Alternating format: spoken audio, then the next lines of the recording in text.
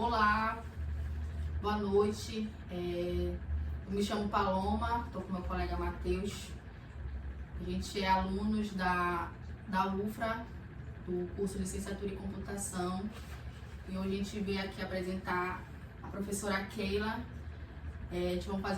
Vamos fazer uma entrevista com ela para saber sobre a vivência dela em sala de aula, e ela vai contar um pouco da trajetória dela até aqui.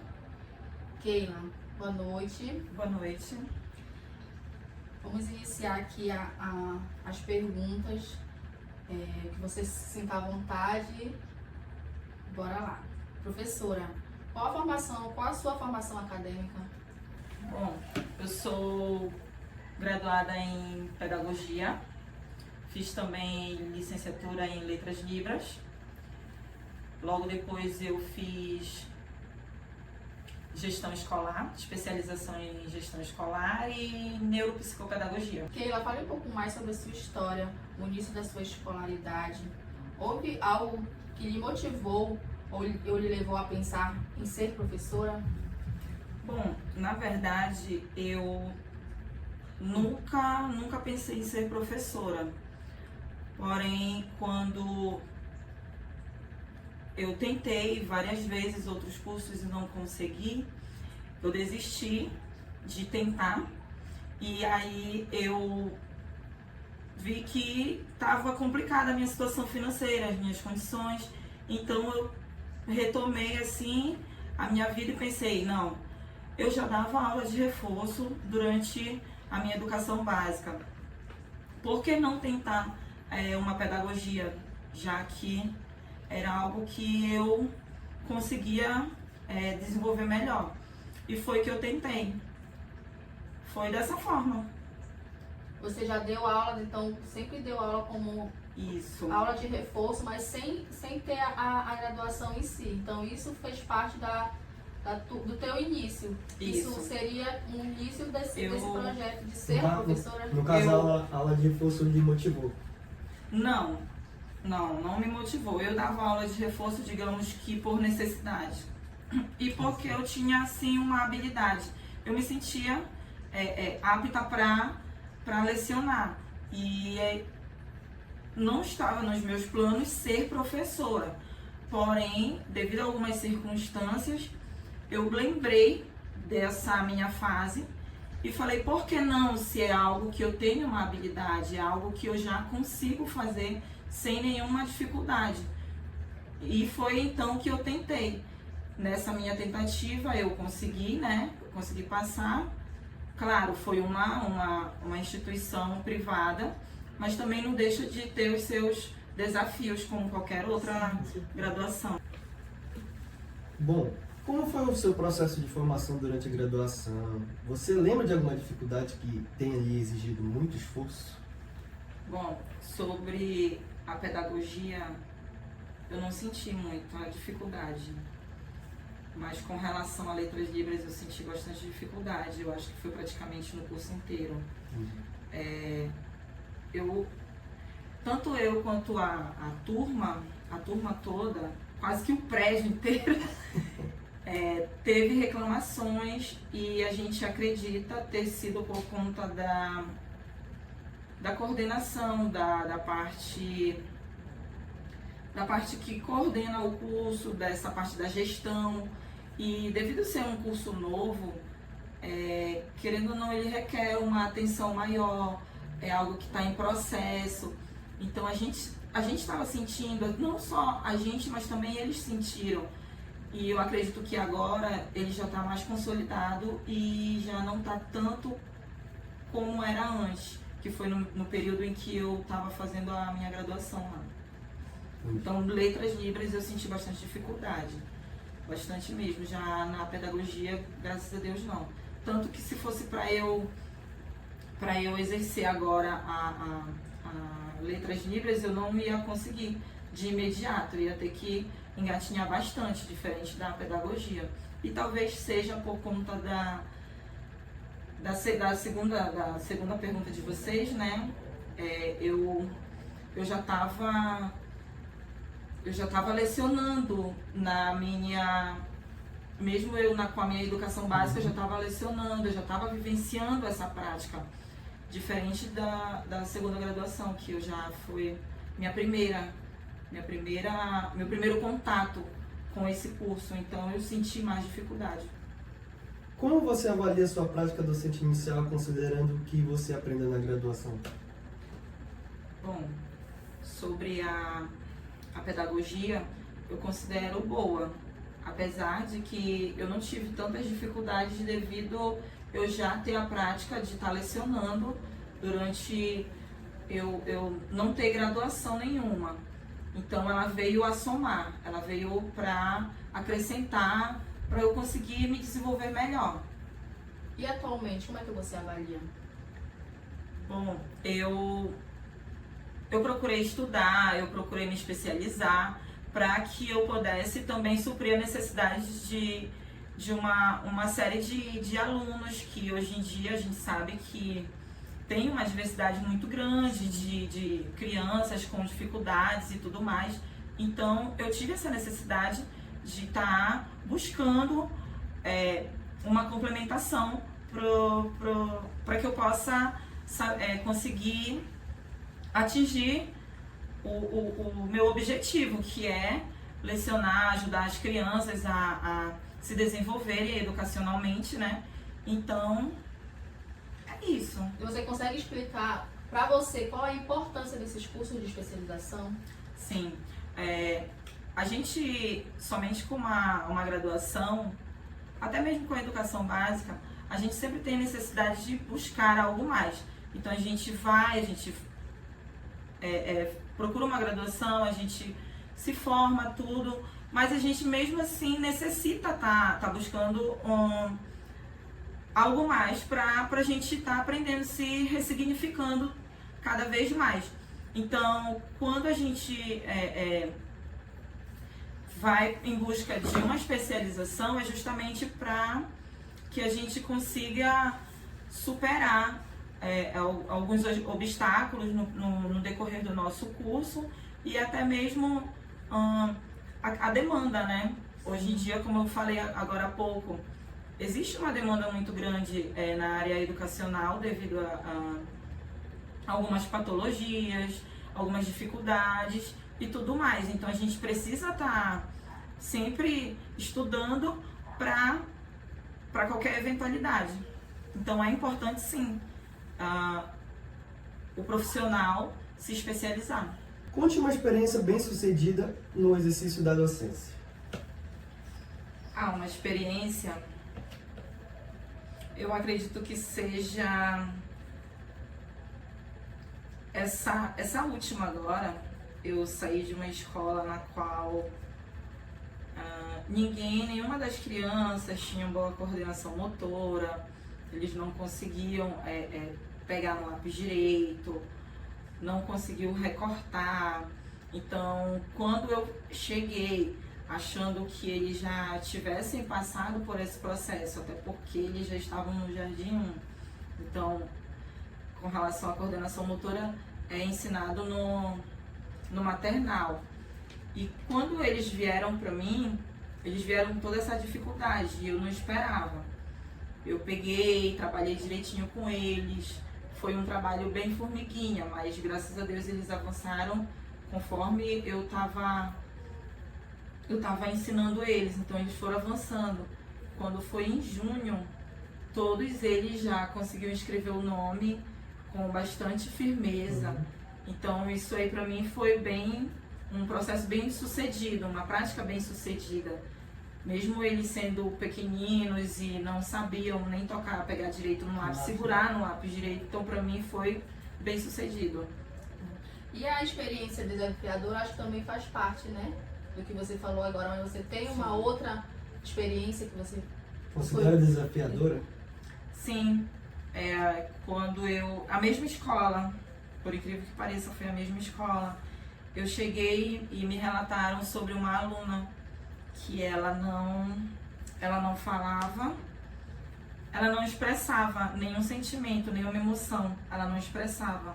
Ninguém sabia quando ela estava feliz, quando ela estava triste, quando ela estava aborrecida, ninguém sabia.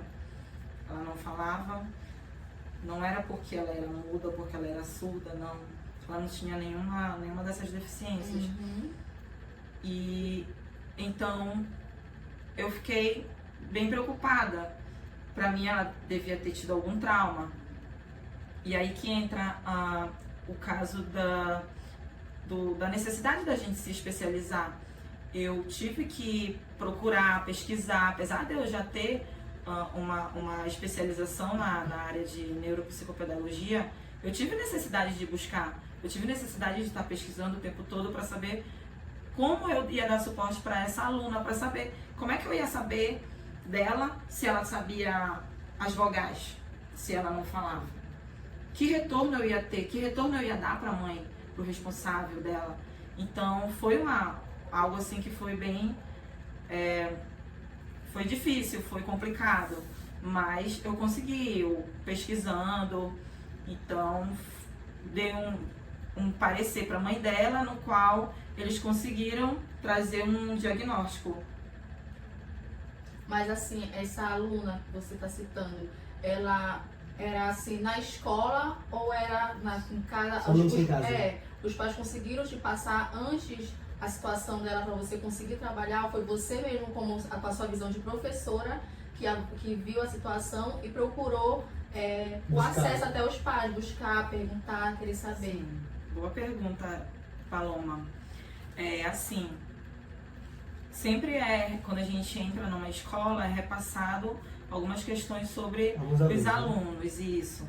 E ela, especialmente, foi me repassado algumas coisas com relação a ela. Então, eu pedi uma reunião com os responsáveis e para entender melhor como era a vivência dela, tanto no ambiente escolar quanto na casa, em aniversários, passeios e tudo mais, se ela conseguia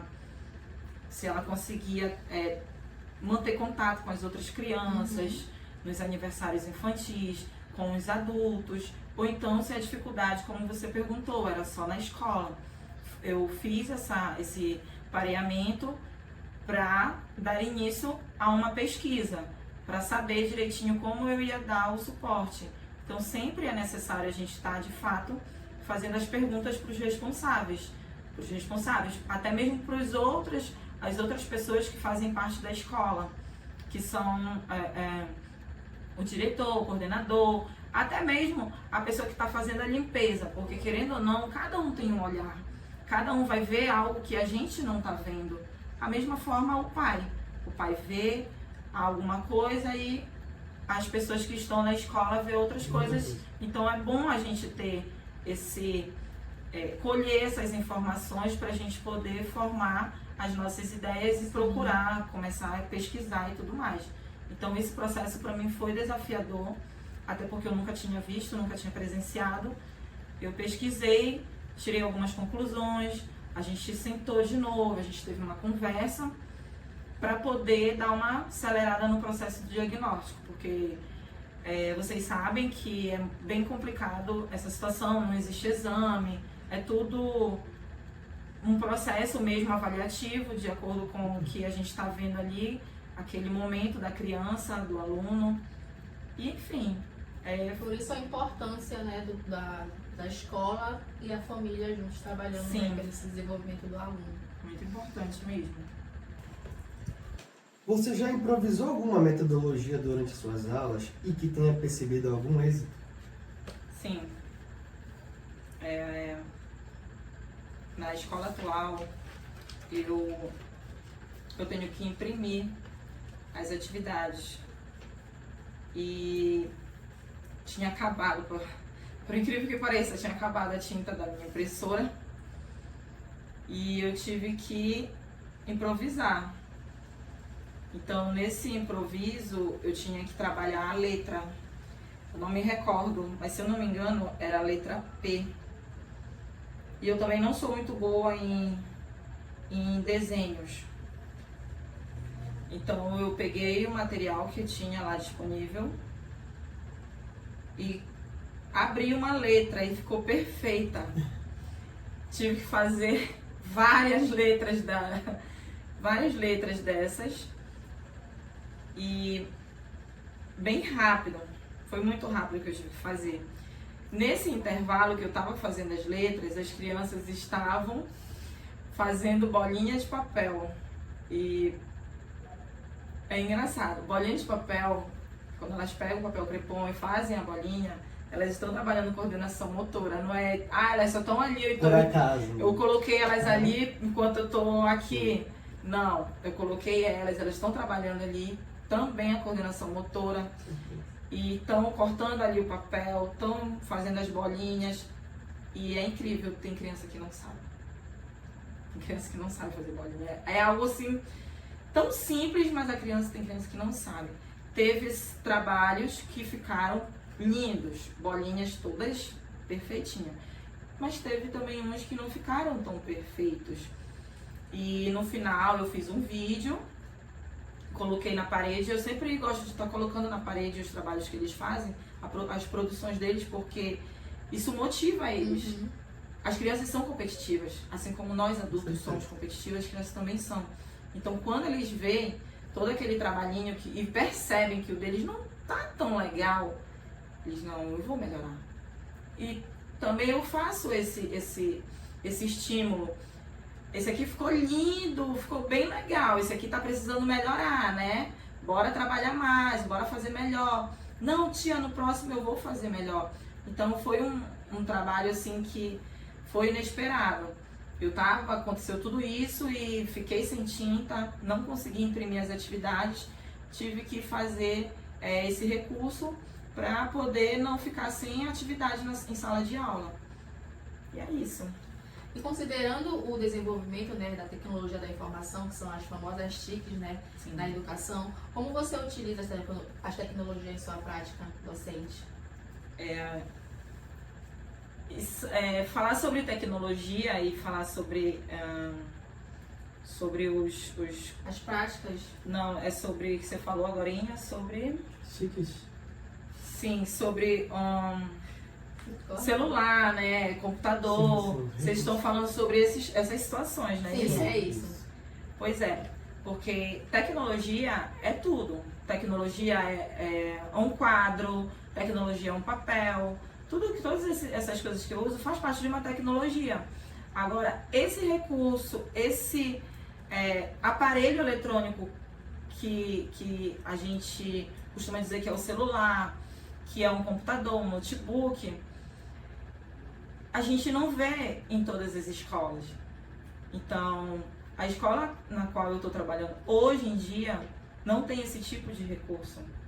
Mas eu já trabalhei em escolas que tinham inúmeros, era um notebook para cada criança, um tablet para cada criança. E lá a gente trabalhava de uma forma totalmente diferente. Quem dera se a escola pública tivesse esse mesmo aparato que muitas escolas privadas têm. Então, a pergunta é como, né, a gente faz o uso. Eu usei muito um aplicativo no qual eu não me recordo, mas ele é muito bom. Ele já te dá um norte. Ele te mostra como é que vai funcionar. Roleta russa. Roleta russa não, é roleta, né? Aquela roleta. Ele já te mostra como é que vai ficar. Aí cabe a gente, o professor, escolher qual a gente vai querer. Se a gente vai querer a roleta, se a gente vai querer o jogo da memória, se a gente vai querer qual tipo ali de recurso a gente vai estar querendo utilizar. Então, esses tipos de recurso, a gente não tem como a gente colocar uma atividade dessa para um aluno de escola pública, porque infelizmente nem todos têm nem o que comer, muito menos um aparelho eletrônico. Já na escola privada, não. Era uma atividade para casa. Bora diversificar, vamos utilizar esse mecanismo aqui que dá. Eles faziam com o maior prazer, eles faziam com muito gosto, diferente de agora, né? Eu não tenho não tenho esse suporte, não tenho televisão. Você consegue perceber que há uma diferença nesses dois nichos, que é pública e privada, né? Sim. Você consegue explicar um pouco mais sobre isso, as dificuldades das tecnologias em si, em salas de aula, ser usadas E falar também da importância. É importante, ajuda vocês como professores a desenvolver outras metodologias ativas com as crianças dentro de sala Sim. de aula. Ajuda quando esse aluno, ele também, ele já sabe fazer uso desse suporte que a escola oferece. Mas já pensou, a gente leva um suporte, a gente leva todo esse aparato para os ribeirinhos, digamos assim, para um público que não tem esse conhecimento. Vai ser útil? Vai ser complicado. Então, é necessário que essa criança primeiro ela receba instruções de como fazer o uso desse equipamento para que ela possa estar em sala de aula e a gente conseguir fazer com que ela utilize e todos consigam aprender da mesma forma, todos consigam aprender por igual. Porque o intuito ali em sala de aula não é eu ensinar 1, 2 ou 3, é eu ensinar a turma inteira e que todos venham aprender. O aluno não aprendeu hoje, mas ele vai conseguir aprender amanhã. Mas que todos no final do percurso consigam aprender no mesmo nível. Porém, se a gente for comparar o ensino, aí já é uma questão totalmente diferente, já são outras nuances, envolve muitas outras coisas que não cabe, né? Sim, mesmo no século atual, que a gente já está muito sobrecarregado, avançado de muitas tecnologias, ainda assim há essa dificuldade e essa necessidade de implementar e educar, né, tanto os alunos como os professores, porque na maioria das vezes acredito eu, né, que tem também dificuldade os professores de utilizar, né, essas tecnologias. Muitos professores não conseguem utilizar o Canva, que é algo assim que para muitos é algo simples, porém eu vejo muitos professores que ensinam muito bem, são ótimos, são excelentes no que fazem em sala de aula, mas não conseguem fazer uso de certas tecnologias. E é difícil, é complicado a gente ensinar a nossa mãe, não é? É muito complicado a gente ensinar a nossa mãe. A gente ensina hoje, amanhã a mamãe vem reclamando que não conseguiu compreender. Faço muito por isso. Então, é difícil pegar um professor que começou há muitos anos atrás e não foi se atualizando. É difícil de ensinar esse professor, assim como é difícil de ensinar muitos alunos que nunca tiveram contato com a tecnologia atual.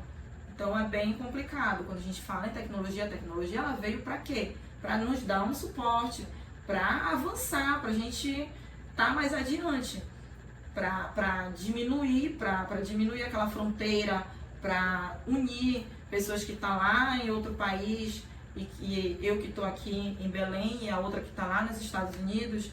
Então veio para tirar essa distância, né? Para somar. Então é isso, é um suporte muito bom, por sinal, é muito bom, mas depende de em que mãos vai estar, onde é que vai ser colocado e de que forma. Você já pensou em desistir de ser professora? Não, eu nunca pensei em desistir. Eu gosto de ser chamada de professora, eu acho muito elegante. Eu amo. Mas assim, o que eu pensei foi, e se não desse certo, eu já ter algo pré-pronto. Isso. Foi mais ou menos isso. Então não teve nenhuma situação que lhe fez pensar por isso. Sempre foi positivamente, então, o ser professora. Como você falou no início, você não era um sonho, não era uma meta, você tem a vocação de ser professora. Eu acredito que eu nasci para ser professora. É uma coisa assim que não dá para explicar. Eu sempre lecionei, como eu falei, mas não era algo que eu queria. Hoje em dia já não é algo que eu quero me desvincular. E assim, Professor não ganha bem, todo mundo sabe disso. Professor nunca vai ser rico, todo mundo sabe disso. Eu não sei se ganhar num sorteio desses da vida, numa virada dessa, mas a única coisa que eu pensei foi, se não desse certo, eu tivesse um plano B. Eu tenho um plano B? Não tenho. Não tenho. Todas as minhas especializações foram voltadas para a área da educação, inclusive a minha segunda graduação foi pensada também em dar suporte para os alunos surdos, e eu continuo na mesma trajetória, continuo no mesmo processo. Hoje em dia eu não me vejo fazendo outra coisa, eu só me vejo numa sala de aula, é o que eu me vejo. Você tem uma experiência grande, mas pela sua vivência, você também é uma professora nova, né? O que você diria como conselho, como uma experiência própria aos futuros docentes, aos alunos agora que estudam licenciatura? Sim, muito boa pergunta, Paloma. Ser professor não é fácil, todo mundo sabe disso. Acredito que qualquer curso que hoje a gente vai fazer, a gente tem que querer muito. Não é só o lado financeiro, a gente também tem que gostar, porque eu acredito que se eu fosse pensar só no lado financeiro, eu já teria desistido há muito tempo. Claro que o lado financeiro conta, porque ninguém vive só de beber água, que é algo de graça em alguns lugares, alguns bairros é de graça. Mas é bem difícil ser professor nesse país. Já dizia Paulo Freire, ser professor nesse país é muito difícil, não é fácil. Mas assim, eu digo de todo o coração, de todo o coração. Hoje eu amo a minha profissão, e quando eu olho para uma criança e vejo que o meu objetivo foi alcançado, eu fico mega feliz. Eu fico muito feliz. E então, se esse docente, esse discente da graduação, esse graduando, ele está cursando pedagogia porque ele acha fácil, um curso fácil, porque ele acha que é algo que vai render muito dinheiro para ele, eu digo que não, está enganado, não vai. Não vai render muito dinheiro, não é fácil também, todo dia é um dia, todo dia a gente se depara com situações diferentes, pais diferentes, crianças que necessitam de suporte muito grande, salas superlotadas, salas com 35 crianças, 40 crianças, já vi salas com 60. Então, todo dia é dia, todo dia é um dia a ser vencido. Não é, eu tô pronto para entrar na sala de aula todos os dias. Não, tem dias que a gente tá legal e tem dias que a gente entra bem e não sai tão bem assim. Mas, por vezes, a gente pega e se depara com um aluno que vem pra gente e fala: professor, eu consegui, porque você me ajudou. Então, no meu ver, isso não tem preço. Não tem dinheiro que me pague esse sentimento de eu ajudei, eu consegui, eu fiz esse aluno se superar. Para mim, isso é impagável. Até porque, professora, o aluno, a criança, ele aprende não só o ensino em sala de aula, a ler, a escrever, mas também você ajuda a criar um ser Sim. humano, uma criança que vai se tornar um jovem, um adolescente, um adulto. Então, eu quero te parabenizar como professora. Parabéns, Keila, pela sua profissão. Obrigada. É muito importante realmente para todos nós ter esse início, ter professores que nem você, que por mais que você fale que não era o seu sonho, não foi uma coisa planejada, mas você tem a vocação, você tem esse espírito de professora e é mesmo de se inspirar. Como eu, aluna de licenciatura, como meu amigo Matheus também, Então você está sendo uma inspiração para nós e a gente quer te Pra agradecer motivar a gente muito. também, né? Obrigada pela sua entrevista e parabéns. Eu que agradeço. Eu agradeço muito, Matheus, Paloma, e eu espero que vocês sejam tão bons quanto eu me sinto. Eu espero que vocês sempre busquem também e consigam motivar outras pessoas, outras crianças, outros alunos, outros adolescentes, porque aí fora tem uma gama de alunos esperando por vocês. Então eu espero que vocês consigam alcançar o objetivo de vocês e o deles também, né? Obrigada tchau. pela oportunidade. Encerramos a nossa entrevista por aqui. Muito obrigado.